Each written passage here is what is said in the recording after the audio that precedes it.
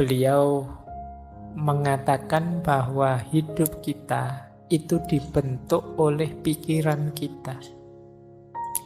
Kita menjadi apa yang kita pikirkan. Kegembiraan itu mengikuti pikiran yang jernih, seperti bayangan yang tidak pernah pergi. Jadi kalau orang kok pikirannya jernih, otomatis gembira. Kenapa kok kita galau? Kemungkinan pikiran kita ruwet.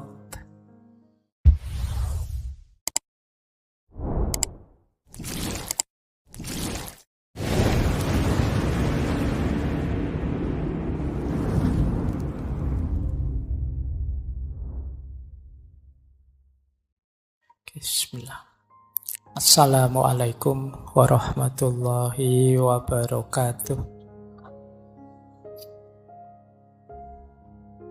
Bismillahirrahmanirrahim. Tema malam hari ini kita akan belajar tentang bersih-bersih. Tapi bukan bersih-bersih fisik ya, tapi bersih-bersih sisi dalam diri kita.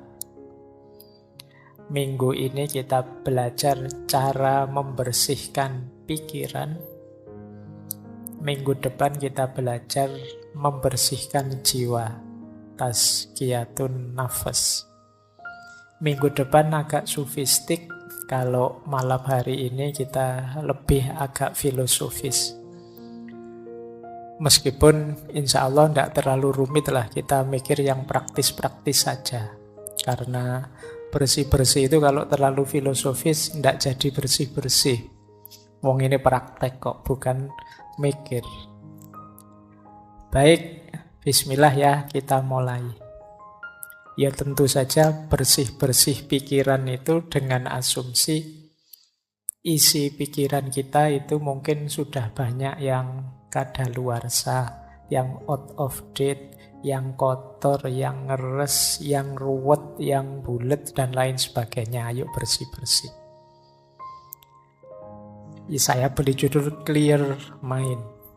Nanti di banyak tradisi filsafat, khususnya tradisi filsafat timur, itu mengidealkan berpikir itu harus jernih.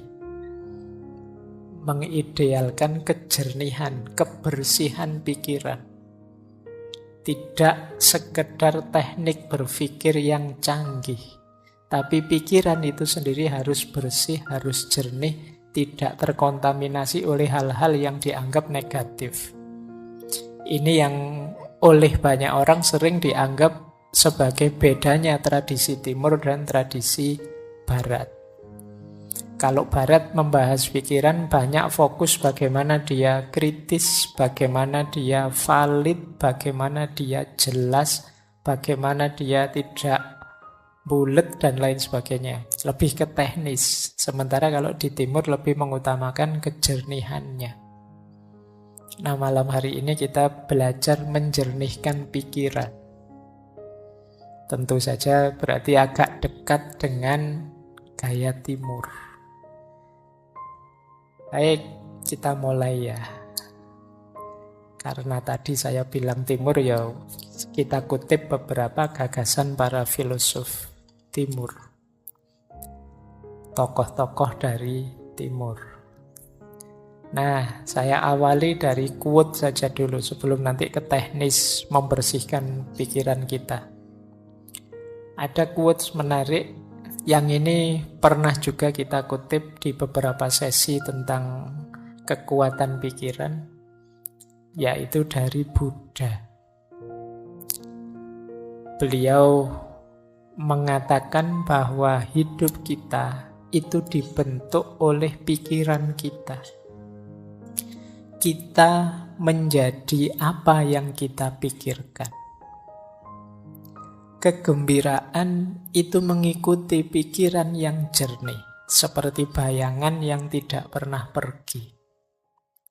Quotes ini isinya 3 hal secara sekaligus. Yang pertama, hidup itu dibentuk oleh pikiran kita.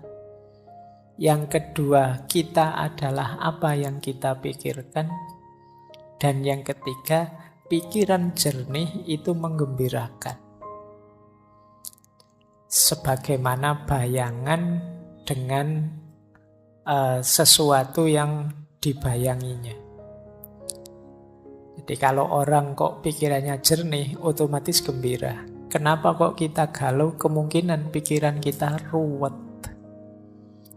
Jadi tidak karu-karuan, itu terus kita sedih. Tapi kalau pikiran kita jernih, oh yang salah ini, yang benar ini. Oh yang cocok ini, yang tidak cocok ini. Kalau tegas jelas itu kan kita senang, gembira, lega. Tapi kok masih banyak kerumitan-kerumitan, keruwetan-keruwetan, tidak jernih, itu biasanya kita masih galau. Maka kegembiraan itu mengikuti pikiran yang jernih. Dan diri kita itu dibentuk oleh pikiran kita. Kalau kalian menganggap, Pak, siapa sih saya ini? Saya ini orang rusak loh, Pak. Nah, kamu sendiri menganggap dirimu orang rusak. Itu kan berarti nanti ketika kamu menjalani hidupmu, kamu akan memposisikan dirimu sebagai orang yang rusak.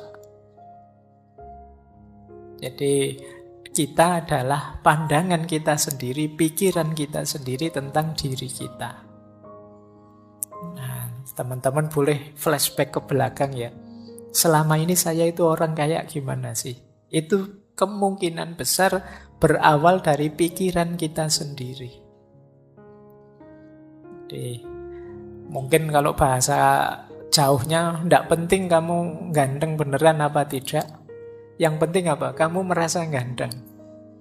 Orang itu merasa ganteng saja, itu kan gayanya kayak orang paling ganteng sedunia kan sudah. Jadi meskipun secantik apapun kalian, seganteng apapun kalian, kalau pikiranmu, saya itu Pak, ya gayamu juga merasa seperti orang yang biasa saja. Jadi kita adalah sejauh yang kita pikirkan. Hidup kita dibentuk oleh pikiran kita.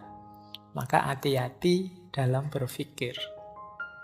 Jangan berpikir yang aneh-aneh, yang rusak-rusak, yang kacau-kacau, karena itu akan jadi diri kita. Kalau ada peribahasa dalam bahasa Inggris yang isinya to know is to be. Tahu itu sama dengan menjadi sesuatu. Apa yang ada di pikiran kita, seperti itulah nanti hidup kita. Kalau kita isi dengan hal-hal yang positif, ya hidup kita akan menjelma positif. Tapi kalau pikiran kita isi dengan banyak hal negatif, ya kita akan jadi orang yang negatif. Nah, ini pesan besar pertama ya, pentingnya pikiran. Makanya kata Imam Ghazali, pikiran itu pasukan kita yang paling kuat. Pikiran itu mungkin bukan penentu, tapi dia yang paling powerful, paling berpengaruh dalam hidup kita. Yang banyak menentukan hati. Tapi hati ini banyak disuplai informasinya oleh pikiran. Baik, coba ya bayangkan kalian ngaji tadi berangkat sambil membayangkan, wah nanti ngajinya mesti lama 2 jam. Mesti itu. Ya, jadi kamu duduk baru 1 detik, 2 detik pertama, itu pikiranmu sudah 2 jam yang akan datang. Ini masih lama 2 jamnya ya masih. Jadi kamu belum ngalami saja, rasanya sudah lebih dari 2 jam kamu duduk di sini. Itu karena pikiran. Kayak puasa besok, itu kan biasanya ada itu yang ngitung-ngitung kapan Idul Fitrinya. 5 hari lagi Lebaran, 4 hari. Jadi Lebarannya rasanya sebenarnya masih belum datang, tapi seolah-olah itu conditioning pikirannya itu sekian hari lagi, sekian hari lagi. Itu pikiran. Kita tidak bisa menikmati Ramadan karena mikir kapan Idul Fitrinya. Nanti hari pertama sudah dihitung, 30 hari lagi Lebaran. Ayo mikirnya wis tekan Lebaran, baru terawih hari pertama. Jangan-jangan kalau pas terawih hari pertama kita pikirannya nanti Lebaran mudiknya tanggal berapa ya, bajuku sudah berapa ya, harus mikirnya Lebaran, nggak mikir Ramadannya. Barang siapa yang begitu datang Ramadan seneng, itu diharamkan neraka. Begitu Ramadan datang kamu seneng, tapi Ramadannya sendiri datang kamu lupa. Yang hadir di pikiranmu lebih banyak Idul Fitrinya sama liburan kuliahnya. Jadi gupuh prei sama seneng-seneng Idul Fitrinya sampai lupa Lebaran. Itu pikiran. Hidupmu, gayamu, orientasimu ya ditentukan oleh pikiran. Maka penting pikiran yang jernih. Ada lagi kalimat dari Zhuangzi. Kalau ini salah satu tokoh dari Taoisme. Dulu pernah kita bahas khusus beliau ini. Kata dia begini, mereka yang mengikuti Tao. Tao itu artinya jalan. Ini konsepnya mungkin agak dekat dengan kalau dalam Islam ada thariqat, sama-sama jalan. Meskipun definisinya agak harus didalami lagi, tidak sederhana tahu itu. Tapi siapa yang mengikuti tahu pasti memiliki pikiran yang jernih. Orang yang pikirannya jernih ini mereka tidak membebani pikiran mereka dengan kecemasan. Dan luwes, lentur, mudah menyesuaikan diri dengan kondisi eksternal. Ini cirinya orang yang pikirannya jernih. Orang yang mengikuti jalan pikirannya akan jernih. Kalau pikirannya jernih, dia ini mudah menyesuaikan dengan kondisi situasi di sekelilingnya dan tidak mudah cemas. Kalau teman-teman kok merasa sering cemas, kemungkinan pikirannya belum jernih. Saya tidak bilang tidak jernih ya. Nanti kalau kamu tersinggung. Jadi pikiranmu mungkin belum jernih. Perlu dijernihkan kembali. Malam hari ini kita latihan pelan-pelan nanti menghadapi pikiran yang tidak jernih ini. Saya tambah 3 lagi dari beberapa. Yang pertama dari Erich Fromm, psikolog, psikoanalis, filosof yang pernah kita bahas tentang cinta. Kata dia, punya pikiran yang jernih dan ruang yang bersih memungkinkanmu untuk berpikir dan bertindak secara bertujuan, tidak asal-asalan. Jadi kalau pikiran kita jernih itu mengorientasikan tindakan itu enak. Tapi kalau pikiran kita ruwet, kadang kita tidak tahu kenapa melakukan ini, kenapa melakukan itu. Pokoknya isinya pikiran bulat. Nah, ini membuat kita bertindaknya juga tidak kontrol. Karena pikiran menentukan diri kita. Atau kata yang dari India, Naval Ravikant. Ini sebenarnya bisnismen, tapi juga penulis. Kata dia, kita mengatakan bahwa kita menginginkan peace of mind. Tetapi sebenarnya yang kita inginkan adalah peace from mind. Nah ini menarik, kata Ravikant ini, kita itu kan sering bilang saya ingin tenang. Pikiranku ingin tenang, peace of mind. Tapi sebenarnya bukan pikiranku ingin tenang, tapi peace from mind. Peace from mind itu mungkin mudahnya kita definisikan ada banyak hal yang harus kita buang, kita sisihkan yang ada di pikiran kita itu. Karena mungkin tidak penting, tidak urgent. Dari situ terus muncul ketenangan. Ini namanya peace from mind. Tidak sekedar peace of mind. Peace of mind itu mungkin sifatnya tidak bisa lama. Tenang dulu sebentar, kayak kalau kemarin pakai teorinya Schopenhauer kan pakai musik saja bisa untuk peace of mind. Tapi kalau peace from mind, membersihkan pikiran dari hal-hal yang tidak penting, tidak jelas, tidak ada gunanya, itu akan menenangkan. Nah, silahkan nanti teman-teman ya, boleh dicermati isi kepala kita itu selama ini apa saja sih. Bisa tidak teman-teman coba dibayangkan sejak tadi pagi sampai malam hari ini, itu sempat mikir apa saja? Berapa banyak yang dipikirkan itu hal-hal penting dan berapa banyak hal-hal biasa saja dan berapa banyak hal-hal tidak penting? Atau jangan-jangan ada pikiran-pikiran yang merusak, pikiran-pikiran negatif. Nah, kita jarang ya mencermati pikiran kita sendiri. Kira-kira yang paling mempengaruhimu itu pikiran-pikirannya siapa? Atau pikiran yang seperti apa? Atau berita informasi yang seperti apa? Terus kamu nilai, ini penting enggak sih? Ini ada gunanya enggak sih? Kayak filternya Socrates dulu itu. Ini kalau saya tidak tahu, ada gunanya tidak sih untuk hidupku? Terpengaruh tidak sih saya kalau saya tidak tahu ini? Coba ya nanti kamu cek lagi. Kalau masih bingung juga caranya gimana sih Pak? Wis kamu buka WA-mu sajalah. WA grup atau WA yang kamu sendiri. Itu kira-kira info-info di situ itu hal-hal penting. Atau ya, isinya iseng semua saja. Semuanya isinya share, komen, like, dan isinya bongso ngono-ngono kuwi. Semuanya copy paste. Nah, kira-kira kalau kamu ndak ngerti itu, kira-kira ada gunanya ndak sih? Kalau misalnya dicoba ya, coba kalau ndak usah kamu baca info-info di grup-grup WA-mu itu, 1-2 hari saja, terus hari ketiga kamu buka, kamu ketinggalan informasi banyak ndak sih? Ada hal penting yang terlewat ndak sih? Atau ya biasa saja itu Pak? Saya bisa langsung ngikuti di hari ketiga itu langsung bisa ngobrol lagi, ndak ada yang ketinggalan sama sekali. Oh berarti mungkin banyak pembicaraan yang ndak penting. Nah coba ya kamu sendiri yang ngecek sejauh mana sih aktivitasmu sehari-hari itu bermakna. Ayo sejak pagi sampai malam hari ini sudah melakukan apa saja? Berapa persen dari yang kita lakukan itu hal penting, berapa persen hal rutin, dan berapa persen hal tidak penting. Nanti akan kelihatan siapa diri kita. Baik, saya lanjutkan.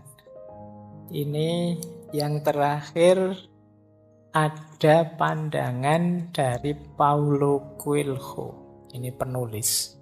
Tulisannya banyak, kata dia, santailah, biarkan pikiranmu menjadi kosong, dan kejutkan dirimu dengan harta karun yang mulai mengalir dari jiwamu. Jangan lupa, jiwa kita ini khazanah yang luar biasa. Kalau teman-teman mau membacanya. Nah, khazanah yang luar biasa ini sering terpendam, tidak muncul. Kenapa? Karena kita sibuk oleh hal-hal di luar diri. Sampah pikiran kita banyak sekali, luar biasa. Sehingga tidak bisa masuk lagi hal penting justru dari dalam diri kita sendiri. Maka kata Coelho, santailah coba. Tidak usah mikir apa-apa, biarkan dirimu jernih. Nanti ada banyak hikmah yang mengalir dari jiwamu. Ada banyak wawasan-wawasan yang mungkin mengejutkanmu. Jadi makanya kalimatnya kejutkan dirimu. Betapa luar biasanya dirimu, cuma kamu tidak sadar saja. Baik ya, ini sebenarnya memprovokasi kita untuk berpikir jernih. Ayolah, menjernihkan pikiran. Hari ini banyak distraksi yang membuat kepala kita ruwet. Jadi saya sering didatangi teman-teman muda, mahasiswa dan lain sebagainya yang itu mengkonsultasikan sesuatu yang sifatnya hanya overthinking. Jadi sekedar cari ruwet saja. Yang tidak ada manfaat praktisnya, tidak ada manfaat idealis nilainya untuk hidup praktisnya. Nah ini tidak saya salahkan ya, tetap luar biasa betapapun nambah wawasan, nambah ilmu itu bagus. Tapi kalau bahasa saintifiknya kurang tepat guna. Jadi ya nambah ilmu oke saja, nambah wawasan oke saja. Tapi kalau bisa ya yang paling tepat guna, manfaat untuk meningkatkan kualitas dirimu dan kualitas hidupmu. Jadi jangan hanya dipilih, wah rasanya ini menarik Pak. Ya kalau menarik ya banyak hal menarik, luar biasa. Tapi itu manfaat enggak untuk hidupmu? Penting enggak untuk peningkatan kualitas dirimu? Nah, baik, ya mumpung masih muda. Jadi kalau timbunan wawasanmu itu sesuatu yang manfaat, baik untuk dirimu dan untuk lingkunganmu, ya insya Allah nanti kalian akan jadi orang yang hidup seperti dijanjikan Allah. Semakin nambah ilmunya, semakin tinggi derajatnya. Baik, bismillah. Yuk kita mulai bersih-bersih. Ya, ini yang ada di pikiran kita, yang penting dibersihkan. Nanti pelan-pelan ya kita bersihkan satu-satu. Yang pertama, negative thinking. Yang kedua, overthinking. Yang overthinking nanti kita langsung shortcut saja bagian praktisnya karena kita sudah pernah membahas ini meskipun digabung dulu dengan insecurity. Dan yang ketiga, dirty mind. Dirty mind itu pikiran yang kotor. Ya, biasanya kalau kalian buka kamus, dirty mind itu pikirannya itu arahnya ke situ-situ terus. Ya, situ-situ kalian ngerti lah ya, sudah balik semua kan ini. Saya tidak perlu menjelaskan detail, apalagi dikasih ilustrasi gambar kan tidak perlu. Kalian sudah ngerti, pikiranmu gambarnya sudah begitu semua. Ini pikiran kotor. Mungkin kalian gelisah, ini caranya piye ya menghapus ini. Begitu melihat terkenang-kenang terus. Video tahun berapa itu masih ada gambarnya di sini nempel. Bahkan kamu masih apal itu, kamu simpen di folder mana, tersembunyi di mana, itu hanya kamu yang tahu. Nah, ini berhubungan dengan pikiran kotor, dirty mind. Ya kalau pikiranmu tidak jernih, wong tadi hidupmu itu dibentuk oleh pikiranmu, jangan-jangan ya kamu profilmu tidak jauh-jauh dari situ. Kalau kacamata kotor, melihat apa saja di sekelilingmu, ya rasanya realitas sekelilingmu itu kotor. Jangan-jangan yang salah bukan realitasnya, tapi memang kacamatamu yang salah. Pikiranmu yang kotor. Sehingga rasanya melihat apa saja, koyok-koyok sekeliling kita itu kotor. Nah, nanti kita lihat ya gimana caranya untuk membersihkan dirty mind. Malam hari ini kita agak panjang mungkin membahas negative thinking karena betapapun over dan dirty itu ya bagian dari pikiran yang negatif. Bismillah, kita awali yang pertama, bersih-bersih pikiran negatif. Pokoknya mikirnya jelek-jelek terus. Pikiran negatif itu pikiran apapun yang terkait dengan kondisi emosi kita yang destruktif atau tidak menyenangkan. Mungkin berhubungan dengan kemarahan, kecemasan, depresi, pesimis. Pokoknya melihat apa-apa serba negatif. Jadi pikiran negatif itu lihat sisi buramnya sesuatu. Ini pikiran negatif. Lihat minuman gini aja, wah jangan-jangan ini diracun sama anak-anak ini. Jangan-jangan ada yang benci saya, ada yang... Ini pikiran negatif. Jadi, mau melakukan apa saja yang diambil sisi buruknya. Ini hati-hati karena kalau kita sudah habit pikiran negatif itu, yo apa saja kita persepsi sebagai negatif. Jangankan yang memang negatif, yang positif pun dilihat sisi negatifnya. Ada orang tidak ke masjid, wah ngaku muslim kok tidak ke masjid, dasar. Nanti ada orang ke masjid, alah itu pencitraan. Alah, susah. Ada orang baik dibilang pencitraan, nanti apalagi orangnya jahat beneran. Jadi pikirannya selalu negatif. Nah, negative thinking itu sebagian besar pikiran negatif itu banyak yang tentang diri kita sendiri. Misalnya, aku ini memang orang yang gagal kok. Aku ini memang orangnya mengecewakan kok. Tidak ada orang yang sayang padaku. Semuanya benci padaku. Semuanya ingin memanfaatkanku saja. Nah, ini pikiran-pikiran negatif. Nanti ada orang nolong kita, wah kamu merendahkan aku ya, emangnya aku tidak bisa sendiri. Tidak ada yang nolong marah-marah, ini orang tidak ada yang punya empati semua dasar.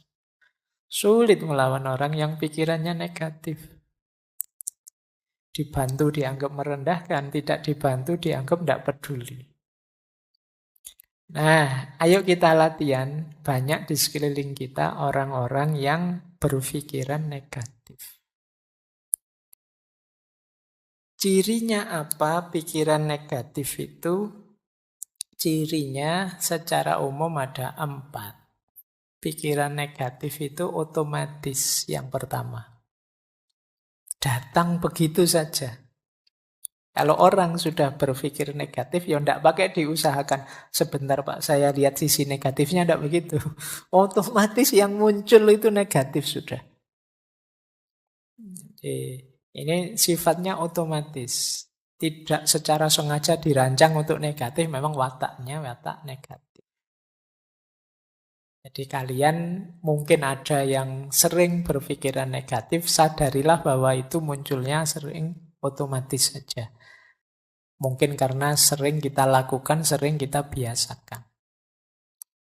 Yang kedua, pikiran negatif itu distorted, terdistorsi. Maksudnya terdistorsi itu kalau melihat sesuatu tidak utuh.